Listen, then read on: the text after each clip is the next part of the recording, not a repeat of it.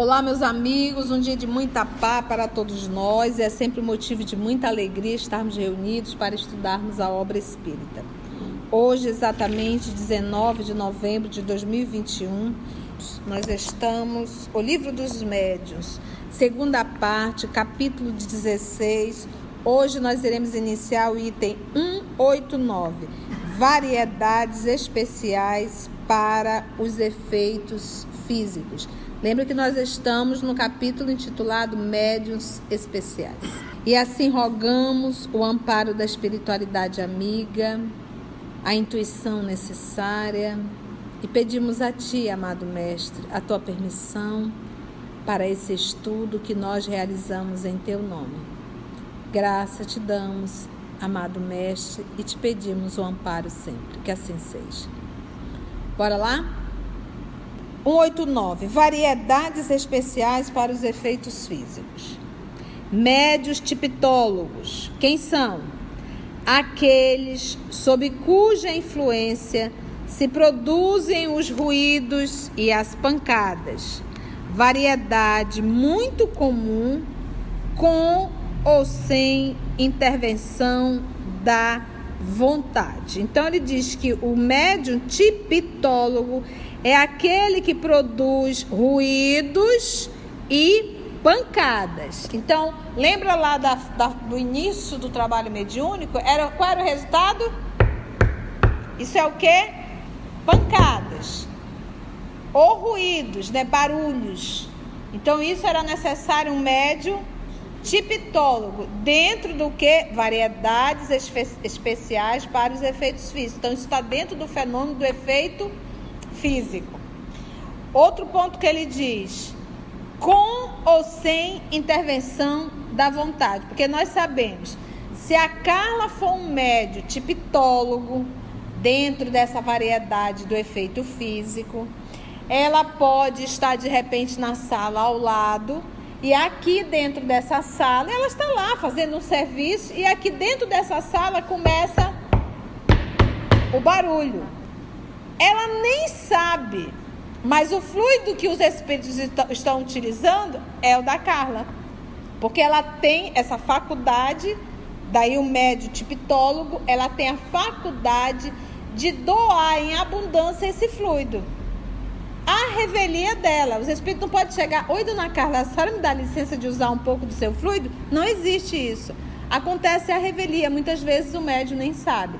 No início do trabalho das reuniões da Sociedade Espírita, na verdade, antes da Sociedade Espírita, quando começaram, eles não tinham ideia de que, em verdade, era alguém do grupo que estava doando.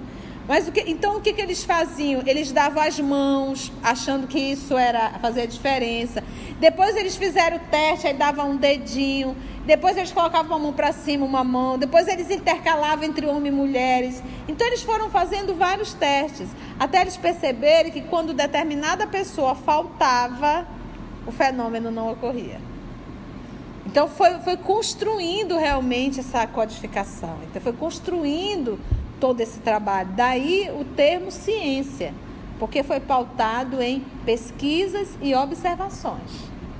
Então hoje já se sabe que para se movimentar o objeto, para pancadas e ruídos, existe um médium de efeito físico, existe um tipitólogo. E nós temos que descobrir quem é. Às vezes não está dentro do ambiente, às vezes está na proximidade. Agora nós já aprendemos em O Livro dos Médiuns que para que o fenômeno de efeito físico ocorra é indispensável que haja a permissão de Deus.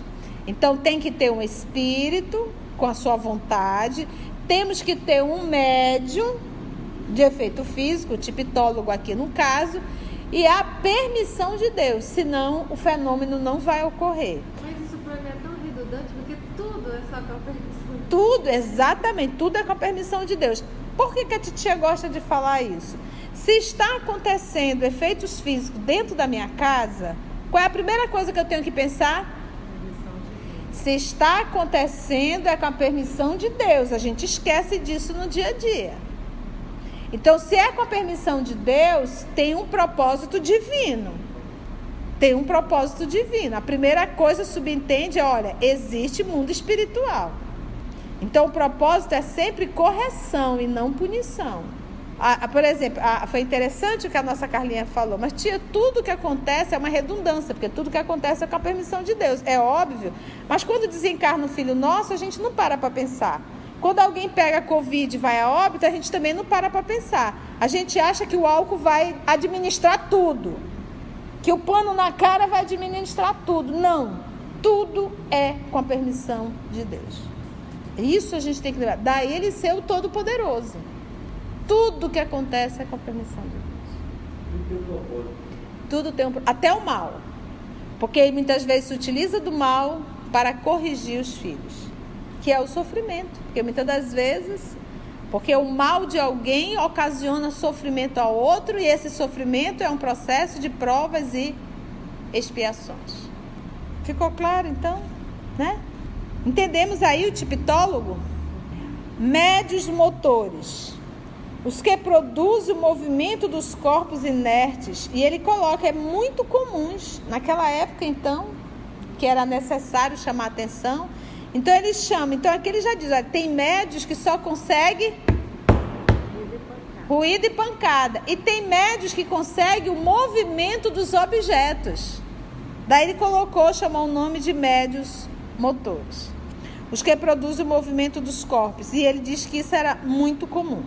Médios de translações e de suspensões, vamos entender, os que produzem a translação aérea e a suspensão dos corpos inertes no espaço. Então, o médium motor, ele produz apenas o movimento.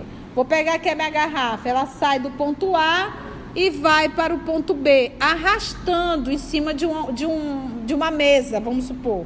Eu estou aqui com uma garrafa na minha mão e estou segurando essa garrafa. Mas nesse processo do motor, ela apenas, vamos dizer, ela escorrega sobre a mesa. Ela muda de lugar. Mas ela tem uma base para isso. Ela tem um apoio para isso, para fazer esse movimento de, como ele chama, de o que produz o movimento dos corpos inertes. Nesse médio de translação, esse objeto, ele sai da posição que ele está sobre a mesa, ele flutua, e aqui ele vai ser modificada a posição dele, ele vai para um outro canto suspenso. Já é um outro tipo de médio. Então, eu pergunto para você, o tipo de fluido que eu utilizo para mexer um objeto sobre uma mesa, do ponto A para o ponto B, e o fluido que eu utilizo para suspender essa garrafa e movimentá-la no ar para um outro ponto, o exemplo número 1 e o exemplo número 2, qual utiliza maior fluido?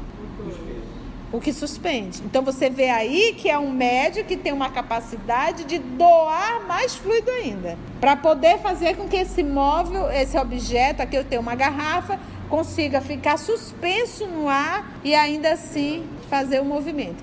As mesas girantes, haviam situações que elas flutuavam, iam até o teto da casa. Lembra que o pé direito era altíssimo naquela época, e até o teto da casa rodava. E para ficar bem claro que eles não estavam ali vivendo uma ilusão de ótica, o que a mesa fazia, o que os espíritos faziam? Soltavam, a mesa se espatifava no chão, para deixar bem claro que não era uma ilusão. Então, por isso é que ele foi aqui catalogando. Médios motores, os que produzem o movimento dos corpos, e o de translações e de suspensões, os que produzem a translação aérea e a suspensão dos corpos inertes no espaço, sem ponto de apoio. No primeiro, que é o motor, a garrafa aqui tinha um ponto de apoio. Qual era? A mesa.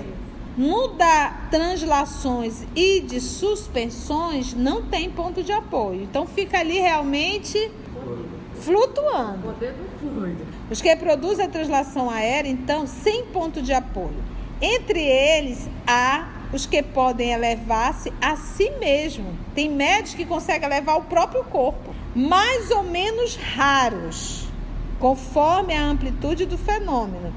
Raríssimos, no último caso. E seguinte, aí ele pediu para ver o item 75 e seguintes o item 80. Raríssimo o quê? Qual é o segundo caso? Aquele que consegue levantar o próprio corpo, tá? E isso também estaria dentro do médio de translações. Quando eu fui ao Rio de Janeiro e fui conhecer o trabalho na época de Peixotinho, ele já desencarnado, óbvio, mas o trabalho que ele realizou lá em Macaé, eu conheci uma senhora que trabalhou na reunião com ele, ela já com seus 90 anos, super lúcida. E fui até a casa dela para ouvir as histórias, né? E ela conta que os espíritos solicitavam que sempre deixasse jardim, plantas, flores ali no centro espírita. E ela contava que às vezes eles estavam ali os espíritos se comunicando, ela de olhos fechados, ela sentia que caía pétalas sobre a mão, porque as mãos ficavam sobre a mesa. E quando finalizava a reunião, que eles iam abrir os olhos, estava cheio de pétalas sobre a mesa, mas eram pétalas do jardim. Então isso é um fenômeno o quê? De transporte, que ele chama de translações. Ele pegava, os espíritos pegavam de lá e o médium era o Peixotinho, o médium de efeito físico, né? Ela conta que às vezes eles deixavam papel e caneta. Aí ela disse que você só ouvia aquele barulho da caneta, do lápis no papel. E não era o Peixotinho, era só a caneta, entre aspas, né? Ali o lápis. E aquele movimento muito rápido. Eram os espíritos atuando sobre a caneta e escrevendo direto. Coisa mais linda isso, né? Muito bonito o trabalho, porque Peixotinho era o médium de efeitos físicos.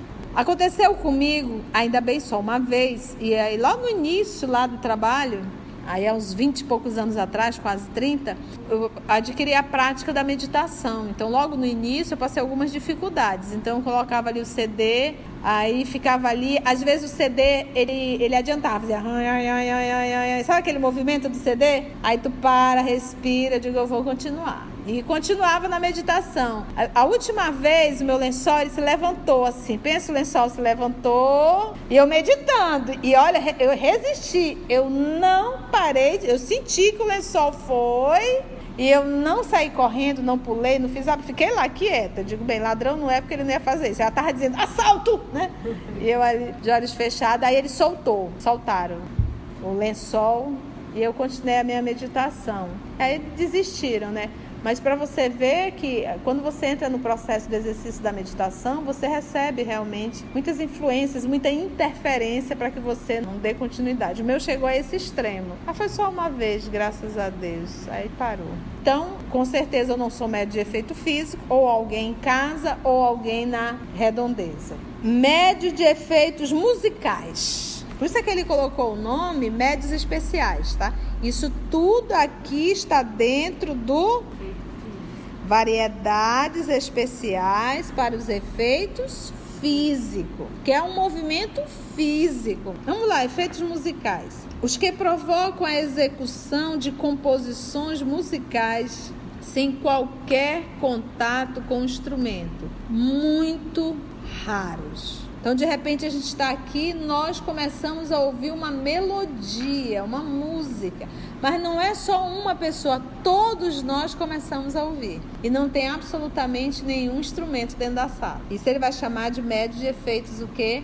Musical. Que é aquilo que a gente pode dizer assim, é como se fosse uma voz direta. Está dentro do efeito físico. Muitas passagens no Antigo Testamento e no Novo Testamento, nós vamos ver a voz direta. Aquilo tudo eles autodenominavam, né? Eles denominavam tudo aquilo como se fosse Deus falando. Mas a gente sabe que são espíritos nobres e o próprio Cristo, na condição do administrador do planeta. Então a gente se depara com um decálogo. Os 10 mandamentos foram escritos aonde? Na pedra. Aquilo ali foi uma pneumatografia, ou seja, escrita direta. Quem era um médium de efeito físico? Moisés. Por isso é que o Kardec dizia que Jesus falou, eu sou a porta. E Kardec nos ensinou, e o Espiritismo é a chave para abrir essa porta, para que a gente possa realmente entender. Médios de aparições, os que podem provocar aparições fluídicas ou tangíveis, visíveis para os assistentes, excepcionais. Esses são médios o quê? Excepcionais, que a gente chama hoje de médios de materializações, mas o professor Kardec chamou de médios de aparições. São aqueles que têm a capacidade de doar o fluido, que hoje se chama o ectoplasma, e o espírito consegue pegar esse ectoplasma e ele vai dando a forma ao próprio corpo. Ele se materializa com o plasma do médium, o ectoplasma. É por isso que o médium às vezes chega a perder de 4 a 5 quilos depois de uma manifestação dessa, depois desse fenômeno. Se você tem curiosidade, você consegue acessar no YouTube, no poderoso Google, materializações, e você vai ver milhares de fotos de materializações, desde a época de Kardec até o Francisco Cândido Xavier. Tivemos outros aqui no Brasil, mas realmente muito raro. Tá? Processos de materialização. E o professor Allan Kardec colocou que não é raro, é excepcional. Então raríssimo, né? Tá? Então vamos chamar aí de médios de aparições. Ele pode ser visível a todos os assistentes e até mesmo tocado, tangível mesmo. Alguma dúvida até agora? Médios de transporte. Os que podem servir de auxiliares aos espíritos para o transporte de objetos materiais. Variedade de médios motores e de translações. E ele diz também que é o quê? Excepcionais. Tá bom? Médios de transporte. Até que as pessoas até brincam, né? Vou dar carona para fulano, serei médio de transporte, né? Eu digo, tá chamando a pessoa de objeto? Será? Médios noturnos. Os que só obtêm certos efeitos físicos na obscuridade. Eis a resposta de um espírito à pergunta que fizemos sobre a possibilidade de se considerarem esses médios como constituindo uma variedade. Vamos ver a resposta, e quem responde nada mais, nada menos que Erasto. Certamente se pode fazer disto uma especialidade, mas esse fenômeno depende mais das condições ambientes do que da natureza do médium ou dos espíritos. Devo acrescentar que alguns escapam a essa influência do meio e que a maioria dos médiuns noturnos poderiam chegar, pelo exercício, a agir tão bem no claro quanto na obscuridade. Esta variedade de médiuns é pouco numerosa e cumpre dizer claramente, é graças a essa condição que oferece plena liberdade ao emprego dos truques da ventriloquia e dos tubos acústicos, que os charlatães têm abusado bastante da credulidade, fazendo-se passar por médiuns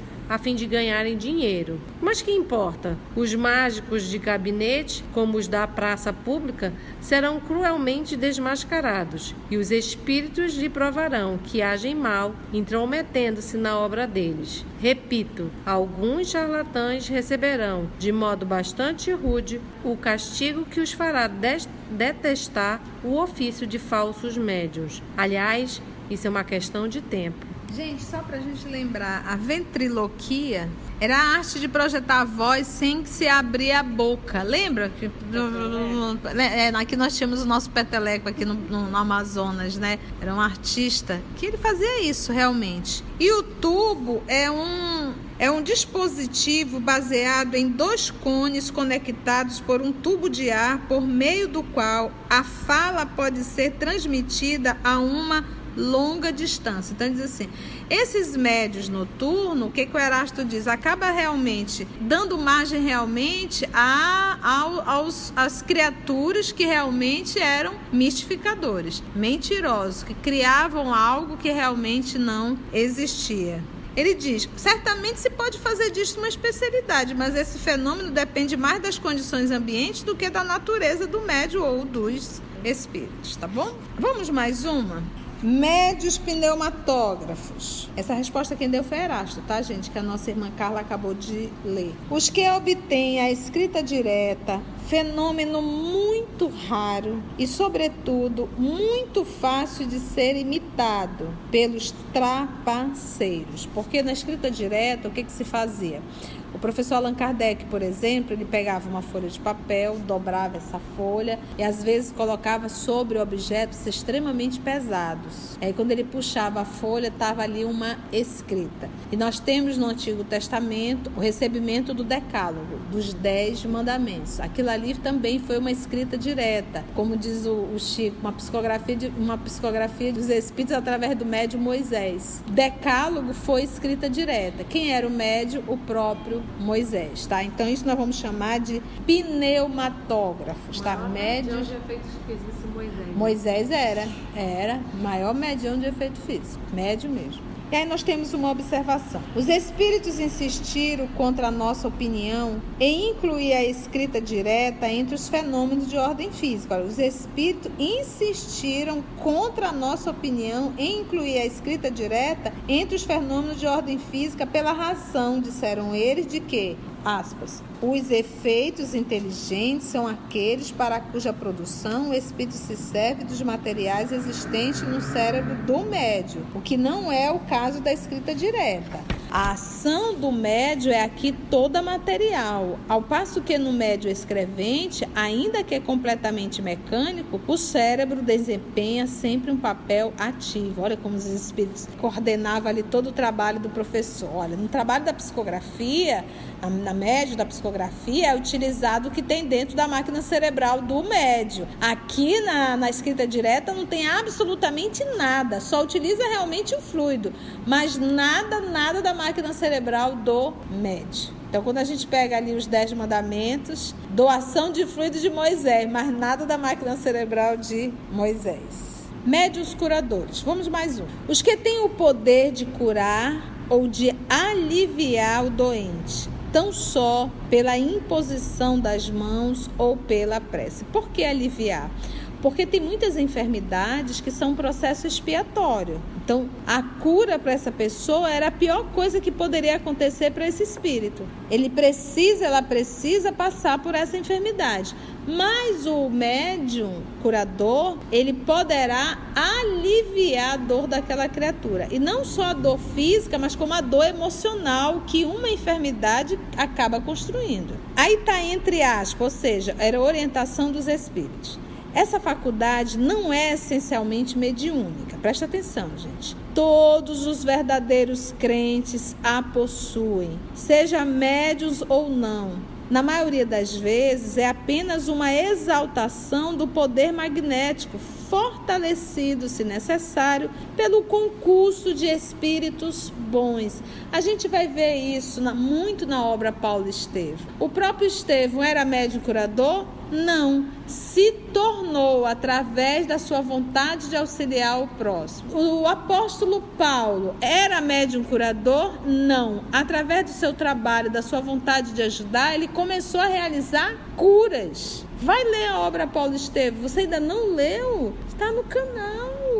Essa é uma obra que é uma vergonha o espírita não ter estudado a obra Paulo Estevam. É a base ali para que a gente possa compreender o cristianismo primitivo. Então você vai ver N vezes o apóstolo Paulo fazendo curas. Então é aquilo que ele diz. Na maioria das vezes é apenas uma exaltação do poder magnético, fortalecido, se necessário, pelo concurso de espíritos bons. Então, porque quando você fala médium, você nasce com aquilo. E ele diz que a mediunidade de cura é algo que você pode vir a desenvolver. E aí ele pede para a gente dar uma olhadinha no item 175. Médiuns excitadores. Os que têm o poder de desenvolver nos outros, por influência própria, a faculdade de escrever. E aí tem uma nota aí. É mais um efeito magnético do que um caso de mediunidade propriamente dita, já que nada prova a intervenção de um espírito, seja como for, pertence à categoria dos efeitos físicos. Aí ele pede para ver o capítulo da formação dos médios. Porque o que é que acontece? Vamos dizer que eu seja médium potencial e a Carla não seja, mas eu posso colocar minha mão sobre a da Carla e o meu magnetismo pode proporcionar que a mão da Carla comece a escrever. Por isso que ele pediu para que desse uma olhadinha, por isso que ele colocou como efeito físico. O médium não pode mexer um objeto? Por que ele não pode também mexer a mão de um outro? Ok? Foi fácil, gente? Foi muito complicado? Isso eu nem conhecia. Nós sempre temos que estar sempre manuseando as obras básicas. Então agradecemos a Deus, nosso Pai, a espiritualidade amiga, a Jesus, o amor de nossa vida, e até o nosso próximo encontro, se Deus assim nos permitir. O trabalho do Cristo, ele é sempre coletivo, ele não é individual, não está centralizado sobre a cabeça de um.